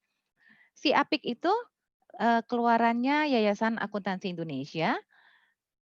Kami belajar itu pada saat melakukan pada saat mau ngambil sertifikasi BNSP untuk pendamping UMKM. Si Apik dipelajari. Sayangnya dia tidak user friendly. Sekali kita salah input, maka harus ulang hapus dari awal lagi. Gitu. Tapi kalau untuk aplikasi yang tepat untuk ngitung apa ya, penjualan berapa, untuk penerimaan berapa, jadi semacam perhitungan rugi laba secara sederhana ya. Aplikasi yang gratisan banyak, ada kasir toko portable, ada buku kas, ada. Kemudian kalau yang berbayar ada Moka, kalau untuk restoran biasanya itu ada. Tapi kalau untuk ngitung ini enggak biasanya. Kita bikin sendiri aplikasi untuk ngitung HPP dan kos. Izin live, terima kasih ilmunya. Kurang jelas biaya tenaga 20% banyak dari mana? Itu ambilnya dari standar umum, Mbak. 20-30% itu standar umum yang digunakan di keuangan. Cara menghitungnya belum dijelasin. Ngitung ngitung apa nih Mas MP? Boleh Mas MP boleh di sound? Boleh di unmute? Silakan Pak kalau mau menjelaskan maksudnya apa itu. Silakan di unmute. Dari juga sudah membaca Bu, tapi juga sama nggak ngerti. Bisa di unmute nggak Mas? Biar bisa ngomong. Next dulu Bu, lanjut ke yang lain. Oke. Mana lagi tadi? Reseller 20, kita juga produk dengan harga asal tanpa masukkan unsur reseller. Nggak apa-apa, tapi pastikan marginnya lebih dari itu, Mbak. Kalau Anda bersedia mau memberikan reseller itu 20, pastikan Anda mengambil ya sekitar 50. Jadi 30-nya buat Anda atau 40 mungkin gitu. Nggak apa-apa. Boleh saja. Jangan sampai Anda ngambil keuntungan 20, Anda kasih reseller 20, nggak ada untung nantinya. Oke? Kemudian boleh nggak seperti itu? Menghitung tenaga kerja, Bu. Mana lagi? Menghitung tenaga kerja yang produknya lumayan lama pengerjaannya. Nah, kalau saya ini bisa makanya saya biasanya sih bukan menetapkan gaji per bulan. Ini kalau yang beda gini loh Mbak, yang tadi di food costing itu adalah dari keuntungan, Mbak kita nggak apa-apa ya kalau lebih sedikit sampai maghrib, saya bersedia kok. Kalau peserta masih bisa. Nah jadi karena kita belum masuk ke perhitungan yang tadi. Apa saya masuk perhitungan tadi dulu baru lanjut lagi? Bisa jadi begitu, Bu. Karena ini masih ada 33% soalnya, tinggal satu lagi kok materinya. Okay. Ya, saya masuk dulu ke Satu ini lagi. lagi ya Mbak. Mohon maaf Mbak Sabrina, saya tunda dulu jawabannya. Ini terakhir, cara menghitung target penjualan per bulan. Nah, ini yang tadi saya bilang bahwa hitung total biaya rutin yang harus dikeluarkan dalam 1 bulan. Lihat cara nyusun budget. Anggaplah kita perlu mengeluarkan per bulan itu 3 juta. Anggaplah kita perlu mengeluarkan 3 juta per bulan. Gitu ya. Nah, kemudian menghitung laba kotor dari masing-masing produk. Rumusnya harga jual dikurang modal. Atau lihat tabel food costing, jumlahkan komponen biaya per unit di luar biaya bahan baku dan margin. Maksudnya apa? Anda jumlahkan di tabel food costing tadi, itu ada biaya tenaga kerja, biaya operasional, biaya resiko, plus margin. Jumlahkan itu. Tapi ingat, per bulan. Ya, karena margin kan kita tetapkannya di bawah sudah per bulan, tapi si biaya yang per unit. Kalau margin sudah per unit per bulan, dikalikan dalam sebulan. Kalau si margin tadi sudah per unit ngambilnya. Nah, jadi itu dijumlahkan, kita terjualnya berapa unit, nah ngambilnya di situ. Per bulannya bakal terjual berapa. Kombinasikan targetnya setiap jenis produk untuk mendapatkan total laba kotor yang jumlahnya harus mencukupi pembiayaan budget bulanan dan mendapatkan keuntungan. Atau minimal untuk mencukupi pembiayaan budget bulanan kalau Anda statusnya masih awal untuk pulang pokok. Ini mainnya di Excel, tabel ini. Yang ini ya, tabel ini yang kita buat nentuin target penjualan. Kenapa? Oke, karena saya punya biaya tadi 3 juta. Anggap budgeting saya 3 juta. Berarti saya masih punya lebih 1 juta. Itulah keuntungan saya. Proyeksi, rencana keuntungan. Gitu loh. Rencana profitnya. Real profitnya nanti baru akan terlihat pada saat perhitungan rugi laba nanti. Itu di manajemen keuangan. Nah, jadi main-mainnya di sini kalau untuk nentuin target penjualan. Itu adalah semua. Nanti saya masuk ke tanya jawab lagi. Intinya menyusun budgeting memudahkan kita menghitung target penjualan dan rencana keuntungan yang mau kita dapatkan. Sehingga kita pun bisa bersiap-siap nanti kalau seandainya keuntungan kita tidak bisa menutupi untuk yang tadi, untuk biaya-biaya tadi, maka Anda harus merogoh kantong pribadi untuk sementara waktu nombokin. Berapa lama Anda kuat? Itu kembali ke Anda sendiri di sana. Makanya genjot penjualan kalau nggak mau nombok. Membuat tabel food costing atau menghitung HPP memastikan seluruh biaya tidak ada yang terlupakan untuk dibebankan. Ini yaitu yang tadi saya bilang, kalau kadang-kadang labelnya nggak masuk. Kalau kita bikin tabel, biasanya kita ingat-ingat apalagi ya biaya yang masuk. Nah ini masuk semua. Kemudian lengkapi dengan keahlian manajemen keuangan karena memang tadi pertanyaannya banyaknya juga ke arah manajemen keuangan ya. Mohon maaf nggak bisa diajarkan di sini untuk kelangsungan UMKM karena gini, membuat usaha itu mudah. Bertahan itu sulit. Jadi kuncinya adalah di manajemen keuangan. Jangan sampai nanti Anda sudah modal di awal cukup besar, usahanya tidak bertahan karena manajemen keuangan Anda tidak baik, tidak bisa mengerem pengeluaran, nafsu istilahnya gitu ya, untuk membeli peralatan-peralatan yang belum dibutuhkan oleh usaha. Itu adanya di manajemen keuangan. Saya tutup materinya, saya akan buka sediakan waktu, saya serahkan kepada Mbak Adele untuk sampai kapan mau dibuka, silakan. Yang penting batasan saya maghrib. Ya baik Bu. Bu Oke. kalau nggak saya coba bantu aja, saya coba Bantu Mbak, dipilih pertanyaannya karena 30 nggak mungkin terjawab semua. Mohon maaf ya teman-teman ya. Jadi Luar mohon biasa deh maaf semangatnya. jika ada yang belum sempat dijawab ini ya sore ini. Semoga nanti kapan bisa ketemu. Tapi ini ada pertanyaan nih Bu Yeni. Kalau untuk jasa bagaimana hitung HPP Bu kalau yang di rumahan? Jasa yang tadi ada kan biaya operasional, biaya itu total yang tadi. Bahan baku langsung, nah itu. Jadi benar-benar harus diklasifikasi. Ya, intinya diklarifikasi ya. Klasifikasi. Yang tergolong biaya ini apa, yang tergolong biaya ini apa. Nah, itu dulu. Ya. Gitu. Sebetulnya kalau saya dari sisi keuangan jasa itu jatuhnya kalau secara rumus ya Mbak Adele, itu ada persediaan awal bahan baku dikurangin persediaan akhir. Nah, itu. Tapi pada prakteknya UMKM nggak paham itu. Iya, dan itu ribet Bu karena itu saya juga ribet gitu loh. Itu kita belajar itu di akuntansi biaya. Itu nggak kepake Mbak kalau untuk UMKM. Makanya saya cuma bilang bahwa HPP itu adalah ini supaya Anda bisa meraba biaya ini masuk ke golong apa biaya. Jadi bisa kita hitung secara istilahnya cara bego gitu ya, jembatan keledainya lah. Karena kalau menghitung secara benar akuntansi keuangan, akuntansi biaya itu persediaan bahan, persediaan akhir. Oh, Anda sudah harus punya stok opnam segala macam. UMKM belum ada itu biasanya.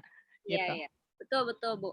Kalau misalnya saya boleh. Oh ya, Sabrina belum nyaut. Dijawab Mbak. Sabrina tadi apa pertanyaannya Mbak? Kasihan. Menghitung tenaga kerja tadi Bu, yang soal apa? Oh iya gini.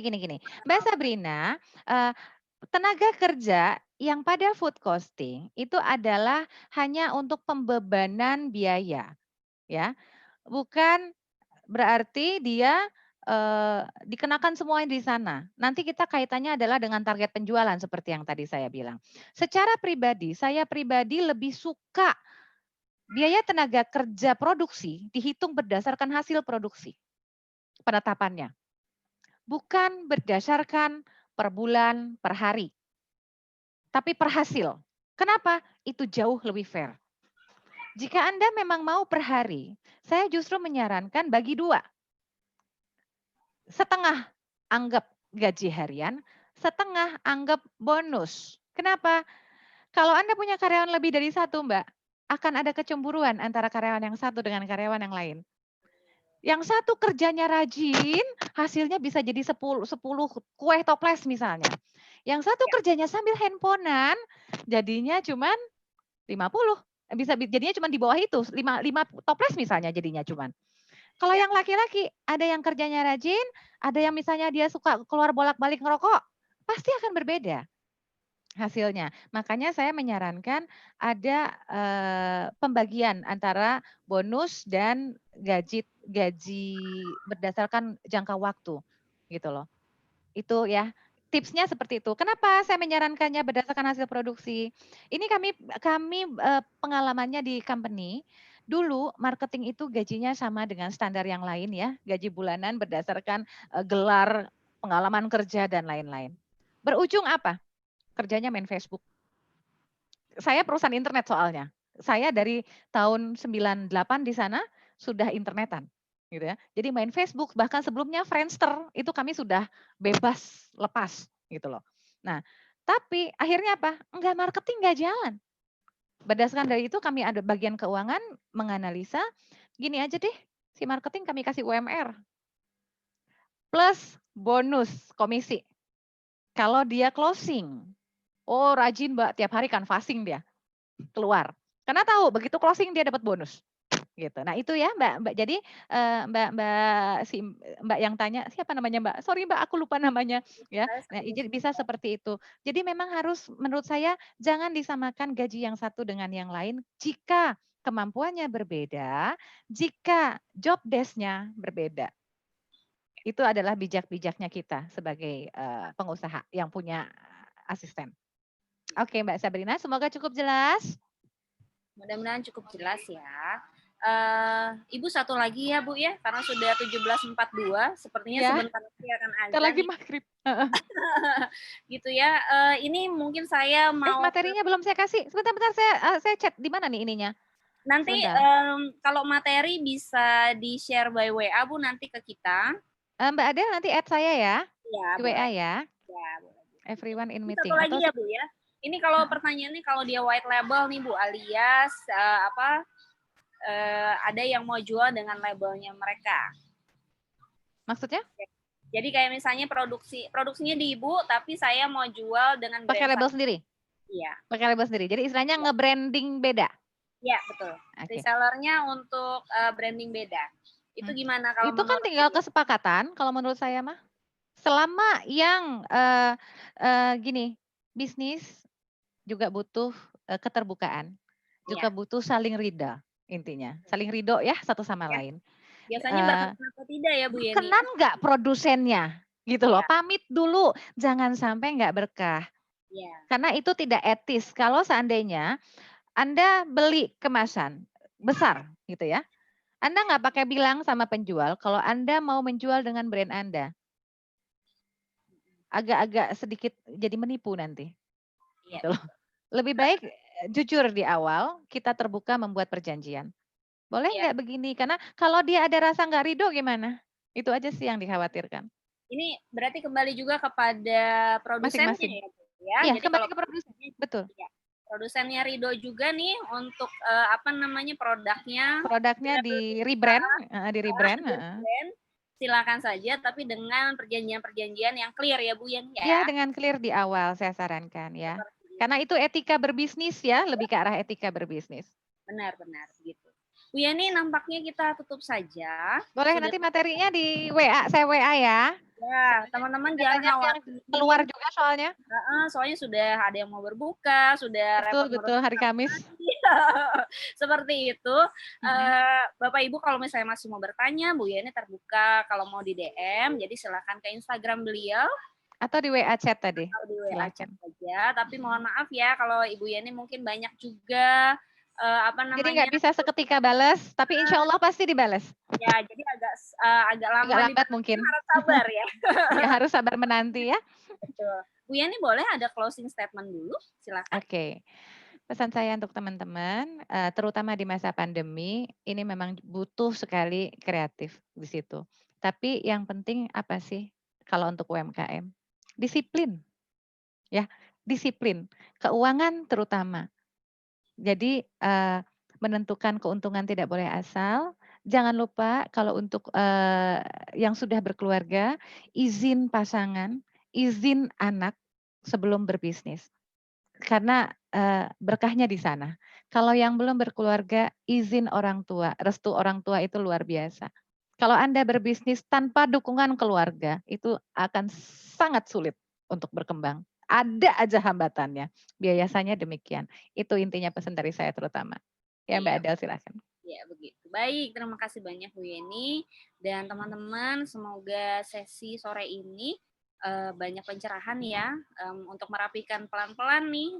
Ya, pelan-pelan. Dan bukannya jadi malah takut. Ya betul, kita mulai dari sederhana saja yang bisa dikerjakan langsung. Jangan takut ya, jangan takut kemudian jadi bingung, jadi takut membuat keputusan. Kesuksesan itu tentunya dimulai dari percobaan keputusan yang bermacam-macam ya Bu Yeni ya. Nanti kita sendiri polanya seperti apa, modelnya yang tepat untuk bisnis kita apa. Jadi mudah-mudahan sore ini bisa bermanfaat banyak buat kawan-kawan semua. Dan Ibu, saya tutup, kawan-kawan saya tutup. Terima kasih banyak atas atensinya selama 2 jam ini, luar biasa. Hampir 2 jam ya Bu ya, 1 jam setengah. Iya, 1 jam 45 menit. Menjelang maghrib. Untuk yang puasa, selamat berbuka puasa. yang kembali ke anak-anak. Selamat menyiapkan makan malam. Kita akan ketemu lagi di event Jawara berikutnya. Stay tune, simak terus informasi dari koordinator-koordinator Jawaranya. Kita akan ketemu lagi, mudah-mudahan nanti ketemu lagi sama Bu Yeni ya. Insya Allah. Baik. Siap. Terima kasih banyak atas waktunya. Sama-sama Mbak Adel. Ya. Luar Kita nggak foto keluarga nih. Kita foto Muncul keluarga. dong. Iya, Kita foto keluarga yuk. yang masih stay, tolong dibuka dulu. Yang masih stay dibuka yuk. Kita foto keluarga. Saya pasang nanti di IG saya. Ya, betul. IG saya @YeniSuryaSusanti. Terima kasih juga. Oke, sebentar ya. Kawan-kawan mohon dibuka dulu kameranya. Bang. Oke. Sudah siap? Sudah siap? Ya, fotoin ya Mbak Adel. Ya, saya fotoin Ibu. Sebentar ya. Oke, siap. 1, 2, 3. Saya geser dulu Ibu sebentar ya.